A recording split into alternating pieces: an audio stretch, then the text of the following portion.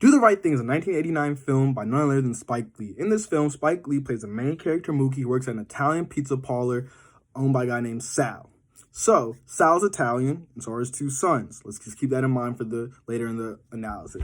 So, during the movie, Mookie has a friend, and his friend kind of comes in all loud, and his name's Bugging Out, just kind of ironic. He comes in like, yo, Sal, why is there no black people on your wall of fame? You know, kind of starting this whole thing, and then Sal's like, yo, Mookie, get him out of here. But he's trying to make the point that, you know, you're in a black community, and why are there no brothers, you know, on the wall? And then Sal's like, my restaurant, my rules. But he's also saying only Italians. And so he has two sons, Pino and Tito.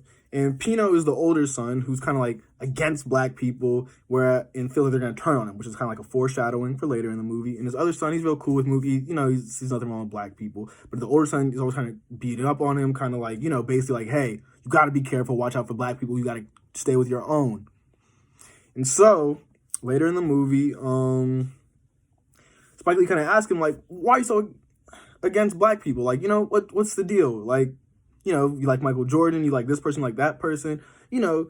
And he's like, yeah, these people are, you know, they're great. Like, you know, but they're a different type of nigger. And Spike Lee is kind of like, well, what do you mean? Like, they're still black just like me. They're like, no, that's a different, you know, person. And that's kind of something called the sympathetic white person. That's a person who likes black culture, likes certain black celebrities, but when it comes down to the everyday black person, they're against it. They feel like, you know, they're nothing, they're beneath them, and basically like, no, they're not really down for the cause.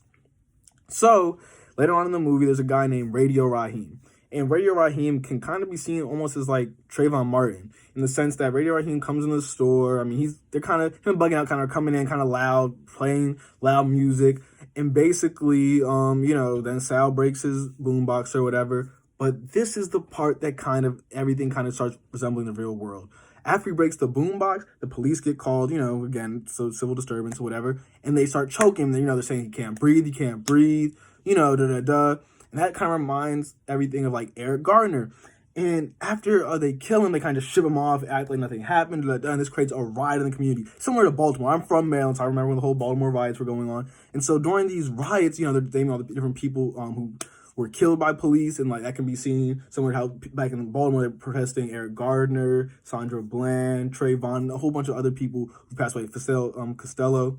So after that, you know, whatever. And remember, Pino had said, watch black people, they're going to turn on you when it comes down to it. So Mookie, who worked at the shop, you know, he's watching this all go down.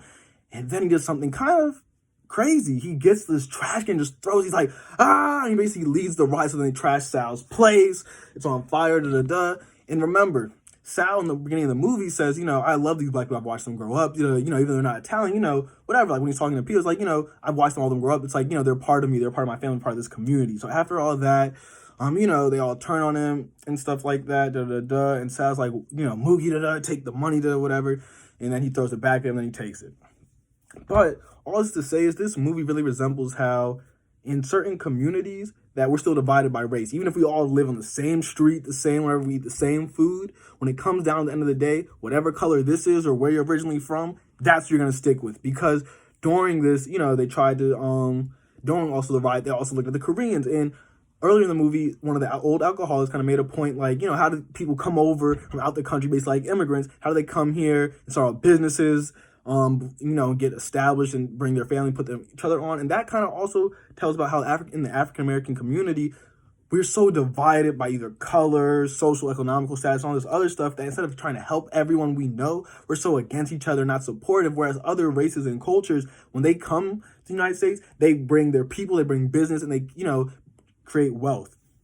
So overall, I really enjoy the film. I think Spike Lee's a great director, but it really showed kind of how the divide between different races, and also how no matter what you are, it's like a famous Jay-Z song called Story of OJ. He's like, dark nigga, light niggas, still nigga. So no matter what you are, how successful you become, you're always going to be viewed as black or a nigga. So I just think that this film, again, kind of really sheds light and parallel. Spike Lee is really famous for kind of showing, you know, real world problems or issues through the art form of cinema and film. So again, definitely a movie I would recommend. And yeah.